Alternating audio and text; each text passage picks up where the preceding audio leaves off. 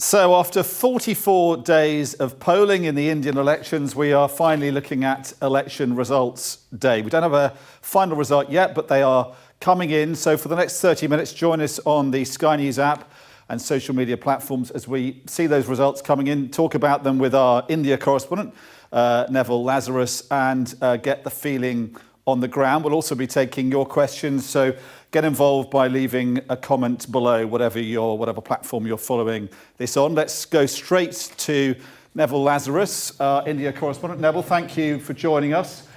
We don't have a result yet, but do we have a sense of where things are going with the results we have so far? Well, the expectations of Prime Minister Modi, his government, have not been met. He will most likely make his government again his third term.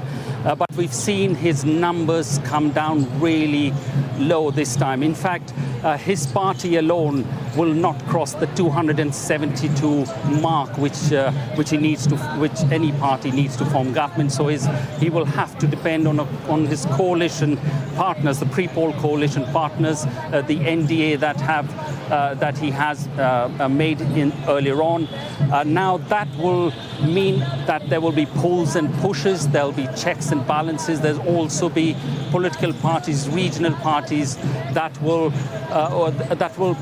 demand their pound of flesh. So he won't have a free hand to do what he wishes to do, and that's the difference that has happened over the last time. Here we are at the Congress Party headquarters. We just saw Rahul Gandhi, his mother Sonia Gandhi, and his sister Priyanka Gandhi give a press conference. They met people, and there was a huge surge. It's more like a carnival-like atmosphere out here because they have more than doubled their numbers. They have given a good fight to Prime Minister Modi, and obviously it will be a difficult one for Prime Minister Modi's next 5 years. So, Neville, looking at the arithmetic, I think it's fair to say that it's a sort of format that British viewers and voters will be to some extent familiar with. We're looking at a parliament. The lower house of the parliament is the Lok Sabha. It has 543 seats in total. And to gain power, as with Westminster here, you need to form a government, you need to get a coalition or a party at least needs to win 272 seats. So an outright majority would be 272 or above. And it looks as though the BJP may have lost that. Certainly won't be getting that in this year's election. So we'll need to form a coalition. I think its ambition, the BJP, Narendra Modi's governing party, the aim, I think, was to get 400 seats. And what you were saying there, it's likely to fall short of that. So if that's what happens, how significant, how seismic is that going to be for Indian politics? As you say, this kind of titan of Indian politics, Narendra Modi, has fallen short of what he was hoping to get and what his party was hoping to get.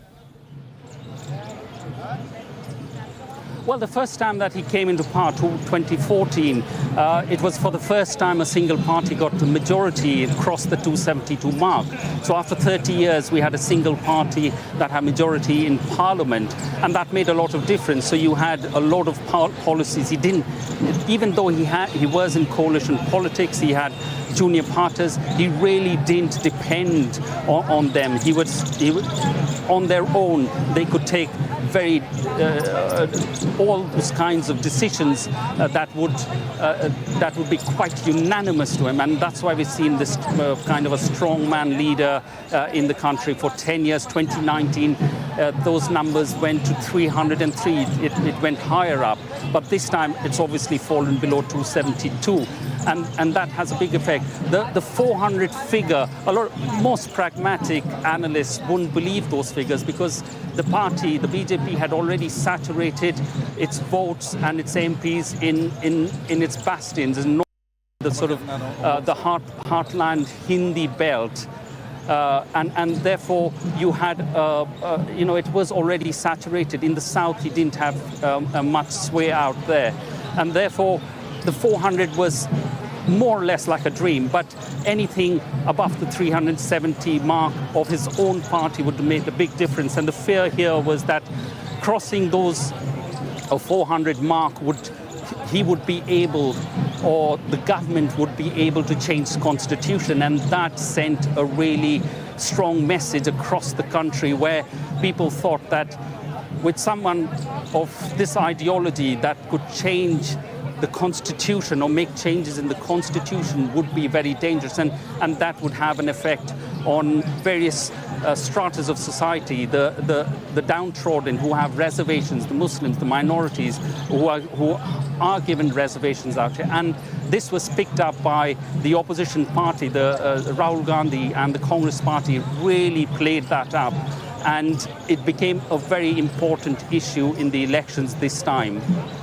So we're expecting to get more results as the sort of the next 30 minutes unfolds. And if you have any questions for Neville, he is the expert on the Indian political scene, a real maven on Indian politics. So any comments, any questions, get involved and send them our way, and I'll put them to Neville. But while we're waiting for that, let's just get a sense of, Neville, the mood and what it's been like covering this election. You look, I mean, fair to say, pretty hot, sweating there. Extraordinary heat wave that you've all been suffering during this election.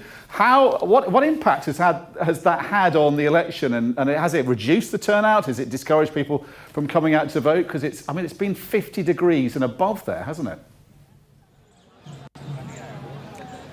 Exactly. I mean, the heat wave that has been very intense in the last few phases that we've seen across the elections process has been really hard, especially in the northern part of the country. There's been red alerts across. More than 200 people have died of heat stroke. 33 reports of 33 poll officials who were on duty have lost their lives due to heat stroke. Now this shows you the kind of effect that the heat has had, and it did have a detrimental effect. There was lower voting. People did line up early in the morning to vote. We've seen there's been a percent vote lesser this time. 66% is the voting that happened. 642 million voted in India, but it has been a percent lower than last elections in 2019. And though this time 60 million voters were added to that list, but nevertheless the heat played a really, really important role, in which it played a negative role, and it, I think, stopped people from coming out in mass to come and cast their vote because of the heat. It's also been, these elections have been almost a month into May and June. The last one finished a month earlier, so we had a much better weather pattern in 2019. This time it's also obviously been intense. We have record heats of almost 50 degrees here in India. We are almost close to 7 o'clock in the evening, but it's still baking hot. So yes, it has had a negative effect in terms of people coming out to vote. So, yeah, any more questions? Any questions to Neville on the heat, the situation in terms of running an election in the world's biggest democracy, what that takes, the resources required, and the way things are going politically in India? Please send them in. Make your comments on social media platforms below. And I think it's worth saying, Neville, isn't it, that it is the world's biggest democracy. It's also, what surprised me is the amount of money candidates have spent on this election. I think in 2019, I think the figure was £8 billion, was it? $8.2 billion, that's right, was spent to woo more than 900 million voters. Have we seen the same kind of amount of money being spent in this election? And also, just, how do Indians feel when they go to the polls? Are they very proud of the fact that they're in the world's biggest democracy? Is it a kind of carnival of democracy? Or is it more serious than that? What is the mood, do you think, across the country during this very long election marathon we've seen for 44 days? Well, people are very proud of casting their vote. We've had 18 million first-time voters, and we did go out and film and talked to them, and everyone said they were very proud to come out, even though it was on that day in Delhi, it was about 47 degrees. It was very hot, but the first time voters came. There is definitely a great pride in casting your vote, and you get these indelible inked fingers which people post on social media, show it around. Some restaurants will give you large discounts if you come and you voted and you've come and had a meal in their place. So there is a lot of pride that goes into elections. It is a really big exercise. We're talking about 970 million registered voters across deserts and jungles and the Himalayan mountains. Every 2 kilometers, every habitat within 2 kilometers, there's got to be a polling station or a polling booth, or there have been polling officials taking the electronic voting machines to just one person in the jungles in Gir, in the forest there. They've taken it to high altitude mountain places where they've asked people to vote, and people have come to it. So there is a massive machinery. There are 15 million polling officials and security personnel involved in these elections. And that's why it is stretched out for these 7 phases over 44 days, because you have to move that machinery, the security, particularly security, across various parts of the country, and make sure that there is a polling station or a booth or an EVM machine within 2 kilometers of every habitat in this country, across deserts, jungles, mountains, crossing lakes and rivers, to reach voters. So it is a huge machinery to organize, and therefore the kind of extent. I mean, the election commission said they used about 135,000 trains were used to move people around in polling officials for these elections. 16,000 sorties by choppers were used to take people, polling officials, to places for them to vote. But yes, of course, this is a huge exercise in which Indians are very proud of. 642 million people ended up casting their vote. So it is a big exercise. Well, I think, Neville, you just answered one question we have from Nausika Anor, saying, what is the current vote count on this election? But to throw you another one from somebody called Barrister Hafiz, he says, what are the deciding factors to power for both parties, and how was the economy managed apart from racial debate? What are the issues in this election that have been sort of determining the way people have been voting? So in the beginning, we saw Prime Minister Modi and his government in the first few phases of these elections campaigning on his development, on what he's done in the last 10 years. But we've seen a really counter-challenge to that by the Congress Party, the opposition, on inflation, high in unemployment, cost of living crisis, all of that, which has really made a big difference in these elections. And midway, Prime Minister Modi changed and started talking about a communal narrative, talking about the Congress Party and the opposition parties of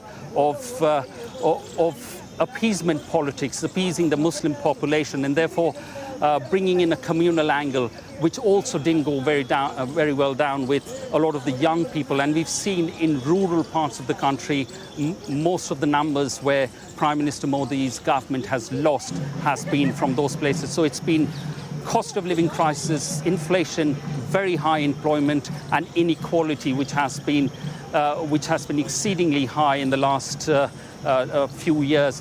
The economy, which Prime Minister underlines, that has been one of his main sort of thrusts in the last few years, hasn't done so well.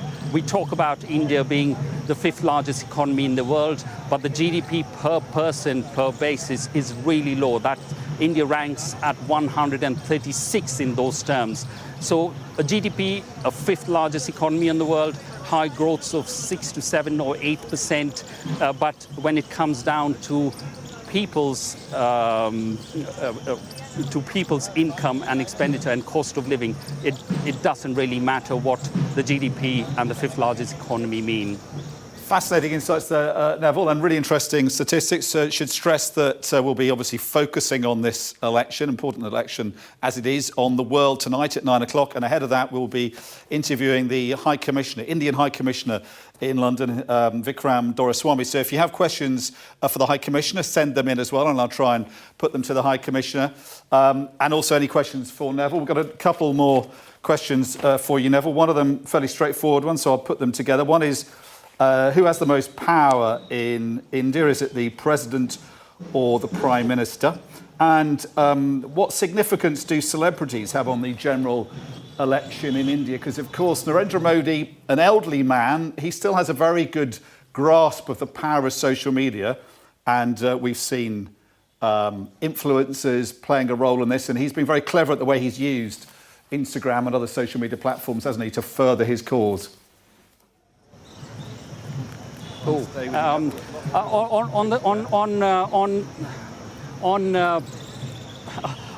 the president is just a figurehead. We've got a woman president. They're just a figurehead. It's the prime minister, his cabinet that really form the government, and they are the power between in that. In terms of social media, plays a really important factor now in these elections. We've seen huge numbers and a number of influencers. So both the government, Modi, and the opposition parties have tried to bring as many influencers as possible on and spread that message across. Prime Minister Modi is one of, he might be 73, but he's a really good, he knows that social media makes a difference. He's got huge numbers of following. His YouTube channel has 23 million subscribers to it. Rahul Gandhi just has about 4.5 million. So you could see that his Instagram followers are over 70 million. So he has made great use of social media, but at the same time, the opposition parties, Rahul Gandhi is also young, he's in his mid-40s, has also brought back, made sure that social media becomes an integral part of their campaign. And in the latter half of the campaign, they've really upped their game and challenged Prime Minister Modi's social media platforms, and they have made a success out of it. Prime Minister Modi has done almost 206 rallies across the countries, roadshows and rallies, and given 80 interviews. You never hear of him giving interviews in the last 5 years, but just on the cusp of the elections, he's spoken to more than 80 publications and media organizations. But he does have a good sense of social media, and they really, the BJP has an army of over 100,000 people pushing the messages out, using influencers and use social media in a really good way. So if you're just joining us, we're on Instagram Live and across other social media platforms on the Sky News app, talking to Neville Lazarus, our correspondent in India, on a crucial day for the subcontinent. Results day for the Indian election, after 44 days of polling. This is now results day. And Neville is the master who has all the information about India and its politics and a phenomenal grasp of politics on the subcontinent. So keep your questions coming in, but I've got a few more for you, Neville, see if we can test you with these. One is, what impact will the result have on Indian foreign policy? And another one going in a different tack, but if you could take two at the same time. Are we looking at a coalition, Alex says? Will there be a coalition, given that we don't seem to have a party winning an outright majority? Well, I'll take the second question first. On terms of coalition, there was already a pre-poll alliance with Prime Minister Modi's Bharatiya Janata Party, stitched up with a number of smaller regional parties. So that alliance is there. And with that alliance, he's managed to cross the magic number of 272. So now it's left up to see how much, what kinds of extracts will these regional parties make, because they now know that the BJP itself cannot make government on its own, and therefore they are required to be there, a necessary factor in that. And there will be pulls and pushes, there will be checks and balances, they will try and extract their pound of flesh. So it's left up to be seen how he will use his political acumen to try and work his next 5 years. In terms of foreign policy is normally set by this large foreign ministry, the bureaucrats, etc. But there is, Prime Minister Modi has changed it because he has brought in a personal rapport. So his rapport with Benjamin Netanyahu of Israel, or even Donald Trump, the former president of the United States, bringing him out here, giving him, a sort of a king's welcome in India. Also, when he goes to places like Australia or the US, he, in a way, backs the sitting incumbent government. There is a lot of personal rapport, which we did see in the G20, hugging and rubbing shoulders, and that has had an effect on the domestic consumption. It's mainly for domestic consumption. People talk about how Modi has brought India back onto the world stage, its rightful place, etc. But in terms of foreign policy, the nitty-gritties of foreign policy, that takes a really long time to change. I don't see too much change happening. There will be change, but not as much as what we would have expected if he had a full outright majority, or anywhere numbers of 370 or 400. Then there would have been a massive change, but not now, I don't think. So about 5 minutes more, so if you've got any more questions, we can continue grilling Neville here, as he's sort of also being grilled literally in 50 degrees heat. So thanks very much, Neville, for this marathon question and answer session, and for your crew there, who's obviously having trouble keeping the camera steady in the heat. Just a few quick fire ones, perhaps, Neville. These are more straightforward.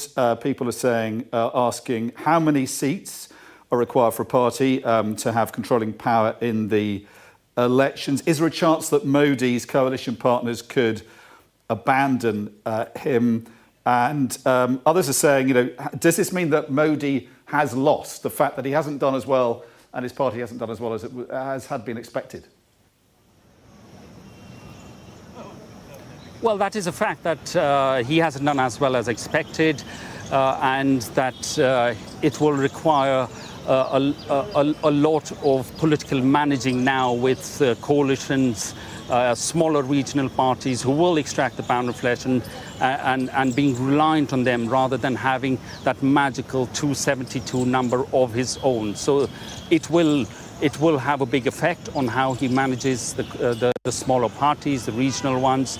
What enticement will he give them? There is also possibilities that the opposition parties might offer something even better to these parties and might draw them to try and form a government of their own. But that's left up to be seen for later on.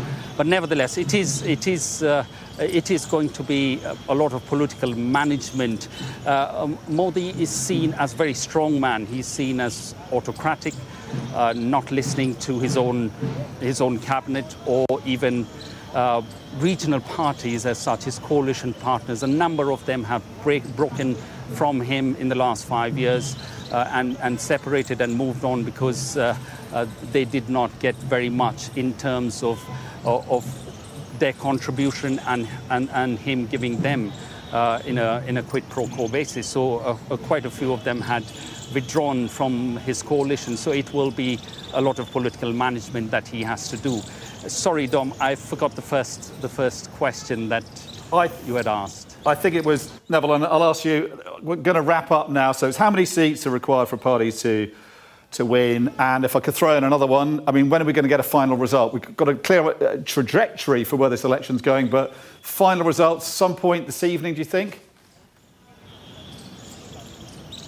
Yes, we will get the final result later on at night. The Election Commission will declare results per constituency. But what we have at the moment, the trends that you are saying, it is most likely going to be pretty much at the end of the day when the results do come out. So it is the 272 magic number out here to form government, whether it's one political party or a coalition of political parties who have come in a pre-poll alliance or a post-poll alliance which will form the government. Now he will go to the president with the numbers and stake claim to the government, stake claim with the, of government with the president. The president will look at the numbers and will ask him and will invite him to form government. So that is pretty much a quick process in the next few days or weeks that will have, because we've seen his coalition party that has crossed that 272 mark.